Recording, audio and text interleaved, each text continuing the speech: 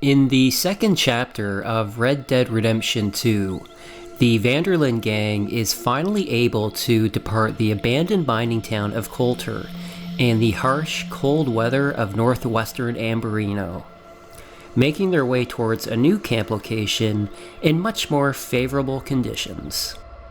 The gang was hiding out in Coulter due to a disastrous ferry robbery in Blackwater, in which a massacre ensued as the gang was ambushed and has since been pursued by bounty hunters and agents of the Pinkerton Detective Agency.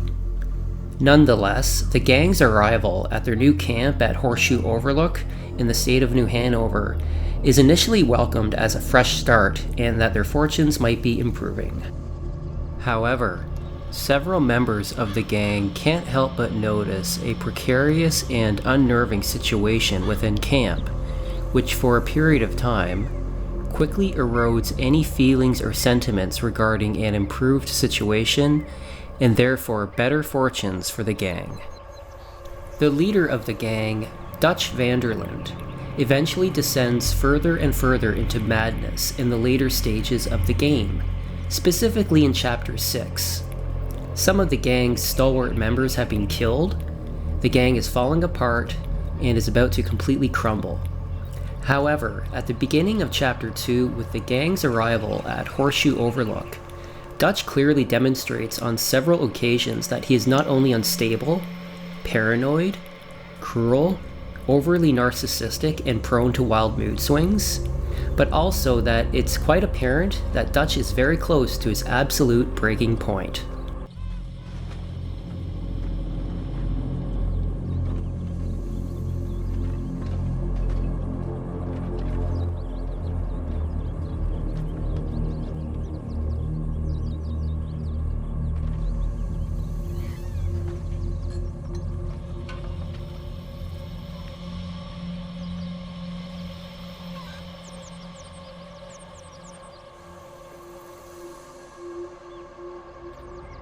Dutch Van der Linde got exposed at Horseshoe Overlook.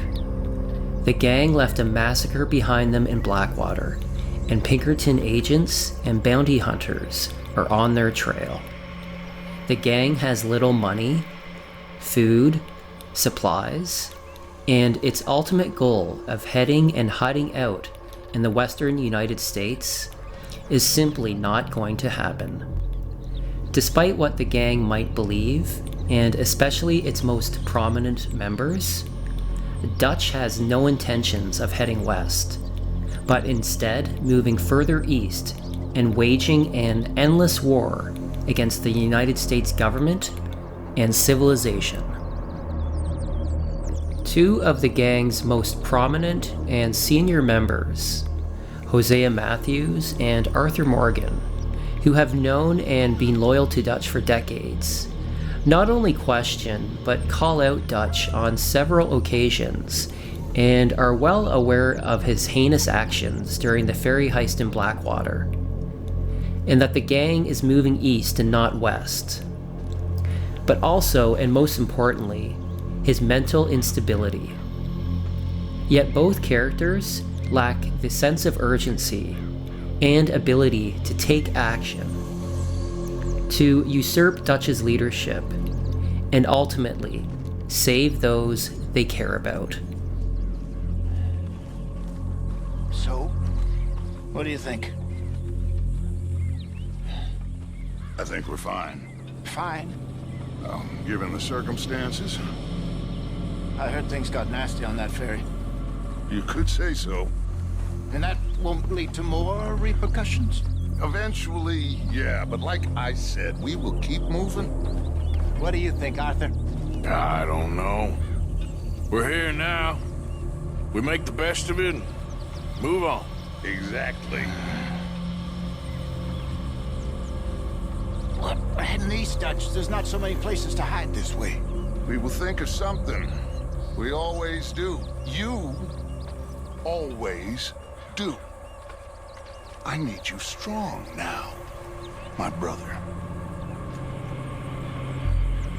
I'm trying. Dutch is both charismatic and highly manipulative, and he often utilizes these abilities in pressuring Hosea and Arthur to be patient and to believe in him. In doing so, he almost effortlessly deflects their criticisms, questions, and challenges, preying on their loyalty and willingness to give him a chance, despite his mental instability and monstrous acts during the Blackwater ferry heist.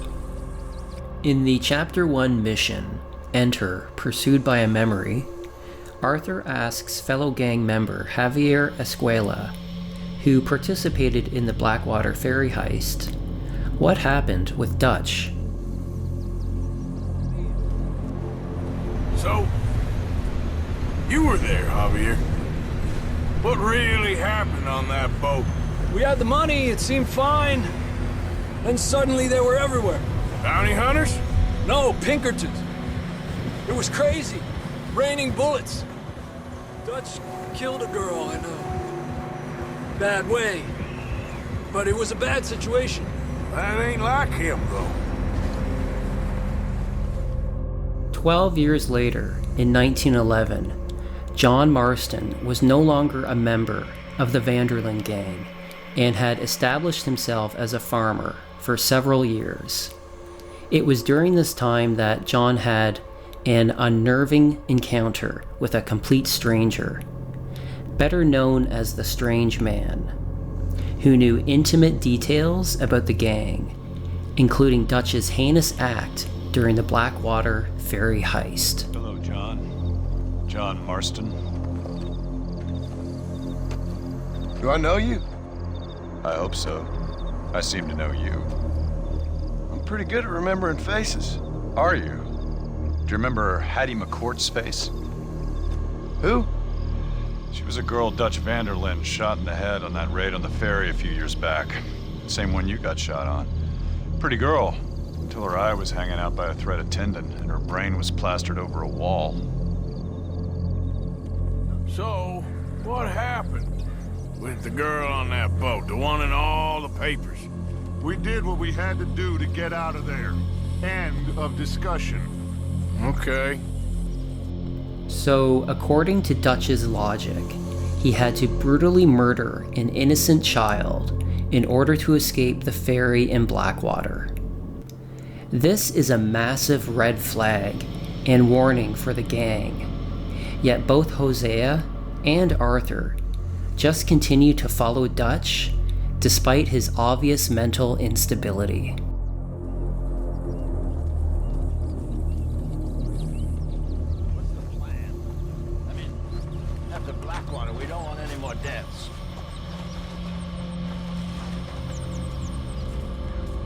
I ain't just some two-bit huckster, Hosea. I am willing to die for this, if that is what it takes, but right now, I need to be left alone by all the second-guessers. As you wish, my friend. I'll get us out of this, Arthur. You know that.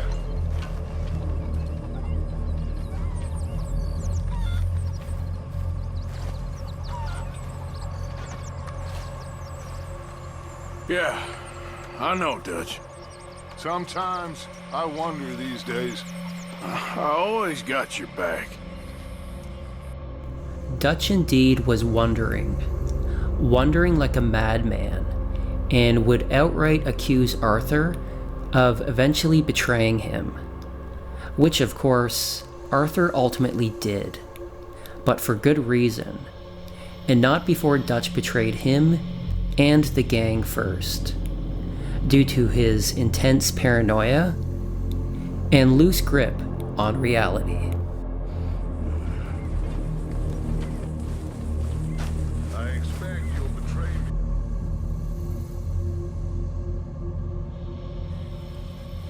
You're the type. That's...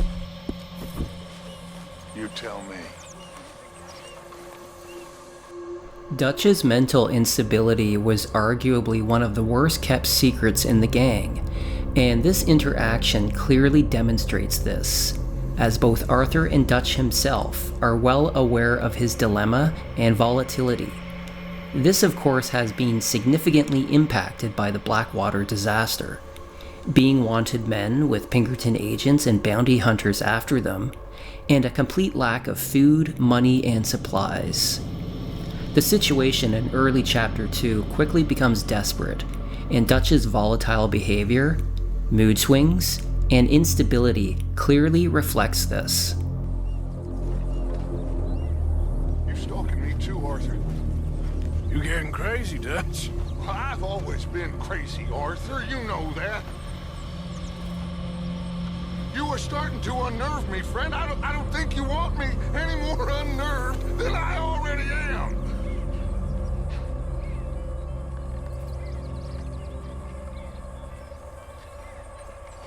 I think I caught you at a bad time. Just don't play games, Arthur. I ain't. Dutch's behavior should be a massive proverbial wake-up call for Arthur and Hosea, as he's not only getting overly defensive and even hostile with the both of them, but also Dutch accuses Arthur of stalking him and eventually betraying him. Dutch is near his breaking point. He's clearly unhinged and is practically in shambles.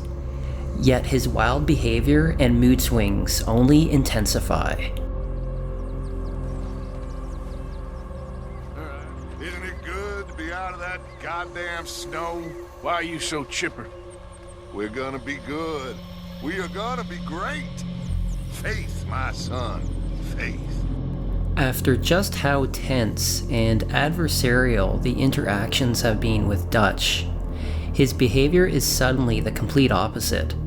Friendly, optimistic, warm, jovial, and reassuring.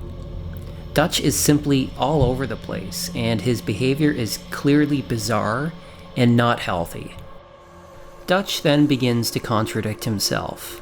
While he encourages Arthur to have faith and therefore to be hopeful, Dutch then seems to completely refute this notion. You know, Arthur, it's the illness of romantics.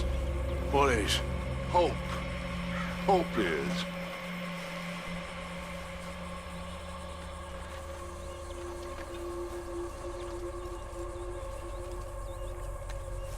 So, what's the disease of cynics? Doubt, Arthur. Doubt. I knew you was gonna say that. So, according to Dutch, he can doubt Arthur and Hosea while professing that hope is the illness of romantics, and meanwhile telling Arthur to have faith and therefore to be hopeful. Regardless, here is another example of Dutch's volatile mood swings, which again clearly demonstrates just how unhinged he is at this point in the story. While accusing Arthur of stalking and eventually betraying him, Dutch then has this to say.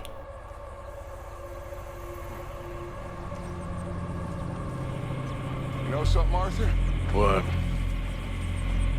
You was always special to me. All these years.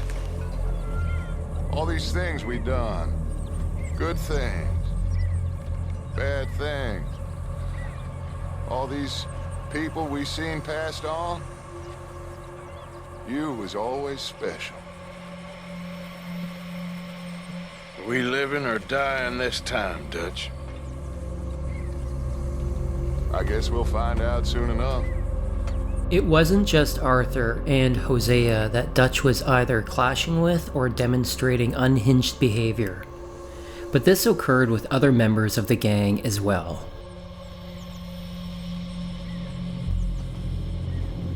Listen to this passage. It is beautiful. Who is it, Dutch? It's Miller, of course. An essay on the allegory of impotence. So, the question the seeker of allegorical potency should ask himself, or indeed herself, if potency is not itself too masculine a concern for our sisters to be concerned with, is this. Is it in the seeking that we find, or in the finding that we seek? While this might seem a pathway towards insanity, it is an important distinction, and also the clear one. He who finds things is wise. But he who continues to seek is ever more free. Ever more free. Isn't that the most wonderful idea of all? Well, I guess it is quite pretty. Pretty. It's magnificent. My dear, magnificent. Ever more free. That's us. If we keep seeking, we will find freedom. Now you two better get back to work. Go on. What do you think, Arthur? I don't think too much, Dutch. Not about that kind of crap, anyway. There can be no doubt about it at this point that Dutch is clearly acting like a lunatic. He seeks to justify his and the gang's actions with a random passage from literature, and when he's unsatisfied with Molly's answer and Mary Beth's speechlessness, he orders them around like a petty tyrant. But it does appear that Arthur does indeed see through Dutch's absurd musings. Nonetheless, Mary Beth is no fool, and just like Hosea and Arthur, she can clearly see that the situation with Dutch and the gang is not good, and has an overwhelming feeling of impending death and doom.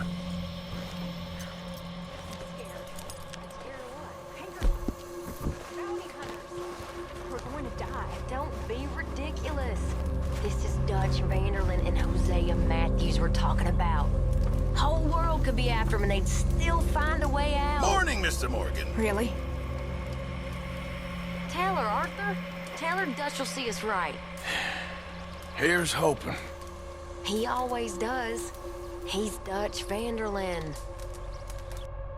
Despite Karen's attempt at persuading Mary Beth to remain hopeful, who is still a firm believer in Dutch at this point in the story, Mary Beth nods silently and walks off and remains unconvinced, as not only did Arthur's not-so-optimistic attempt to support Karen spoke volumes, but also the reality of the situation with Pinkerton agents, bounty hunters, on their trail in a massacre in Blackwater, weighs too heavily for Mary Beth.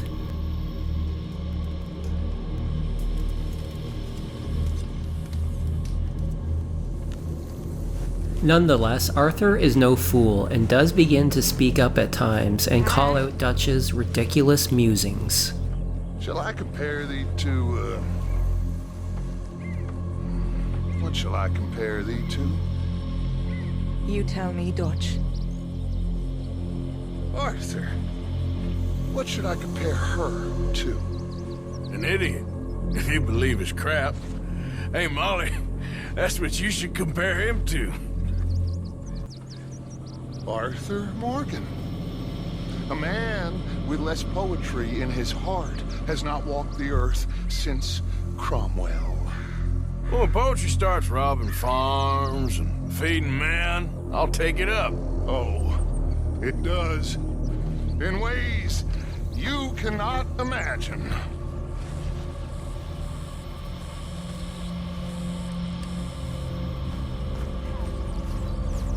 Folks seem really happy now. Sure.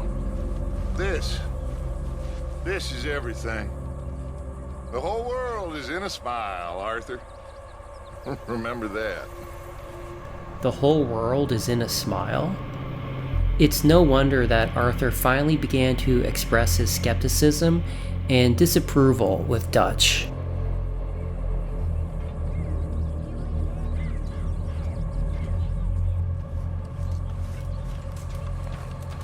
To carve a country from man's desire and not some old world juju. Wasn't that a beautiful fantasia, Arthur? If you say so, Dutch. Such a beautiful dream. So poorly rendered. If you say so, Dutch. It's quite obvious at this point that Arthur is almost speechless and getting closer to wit's end with Dutch, as his ridiculous musings are becoming more and more nonsensical, as these are clearly the musings of a madman.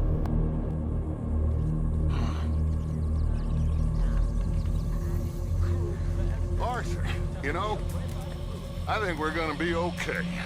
Sure, but what next? All that money. Lost in Blackwater. We have licked our wounds long enough. We do what we do.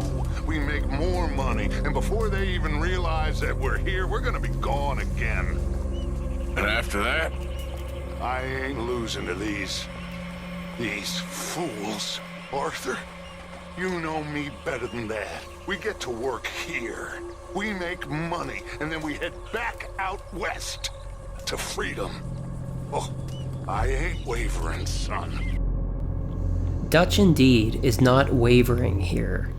Wavering from the grift he's selling the gang. Despite what Dutch may profess about heading back out west to freedom, he has no intention of doing so, as Dutch is not losing to these fools, he said. These fools being law enforcement, agents of the state, and the government. We have licked our wounds long enough. We do what we do, Dutch said. Again, Dutch has no intention of hiding out in the West. He said this before and made it clear as day in the Chapter 1 mission, Old Friends. Not bad for some starving down and outs. They can pummel us hard as they like, but we will always get back up and fight. That's who we are. Outlaws for life, fellas. Wait, 100 years ago, we'd have been indentured men. My people were peasants, starving in a field someplace.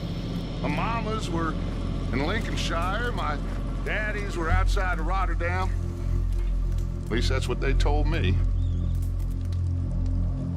The modern world is ugly, but the whole world was worse. Our job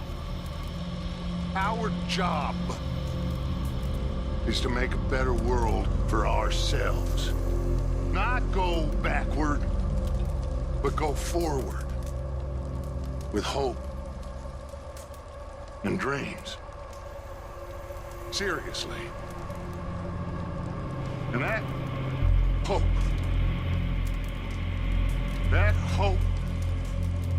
begins now by being hopeful and happy. So cheer up, all of you, cheer up. Dutch told Arthur that hope is the illness of cynics, but Dutch really contradicts himself here and says the exact opposite when he is selling his grift around the campfire to Uncle and Pearson. Dutch proclaims that the modern world is ugly, meaning modern civilization, and that our job is to make a better world for ourselves. And that doesn't involve heading out west to hide, but to wage a war against the government and civilization. Outlaws for life. Dutch tops his grift off with a contradiction and tells Uncle and Pearson to be hopeful and happy. Dutch wants their confidence in his leadership. He wants them to believe they will eventually head out west and not lead them into an endless war, danger, and death. We lost people, and I miss them. Morning, Arthur. And I would throw myself in the ground in their place 100 times over if I could. But things, they don't work like that. Listen, we need to keep pushing. It ain't time yet to let things wither and die. All those dreams we had, it ain't time. Because that's all we got. That's all that anybody has got. Dreams. Ideas. It is that or be a monkey. And right now I am picking us for angels, not monkeys. So you stay with me. You stay with us. Because things are gonna get tough, but we are gonna get where we want to go. Listen. And listen good. It ain't the time for doubting. Otherwise, Mac, Jenny, all of them, they died for nothing. Don't make it like that. For yourselves, I mean, because me, I'm going forward. Because going forward makes me an angel of God and not no monkey.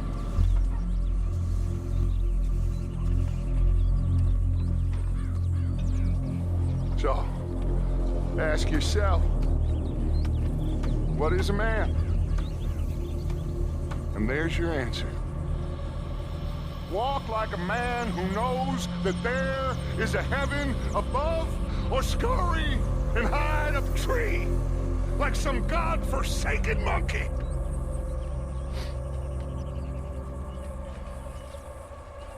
You know that's the truth. It ain't the time for doubting. Otherwise, Mac, Jenny, all of them, they died for nothing. Dutch is manipulating those listening here, because if you doubt Dutch and his leadership, your friends died for nothing. But in fact, they did die for nothing. They died for Dutch's delusional war against the US government and his delusional belief of being an outlaw for life. Dutch then proclaims that he's going forward, and that makes him an angel of God and not no monkey. Because monkeys scurry and hide in trees. Or should we say, hide out west. Whereas men go forward, and like a mentally unstable person, Dutch coats his reasoning for being an outlaw for life with being like an angel and knowing there's a heaven above. Even you know that, Arthur. Good morning, Arthur. We're behind you, Dutch. I know you are. It's some of the others I ain't so sure about. It's all gonna work out. Dutch may have told Arthur that he knows Arthur is behind him, but we all know that Dutch also told Arthur that he knows Arthur will eventually betray him.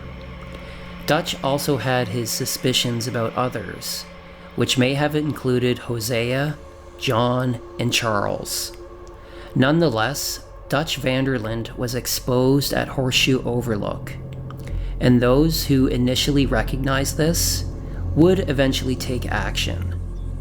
But it would be too late.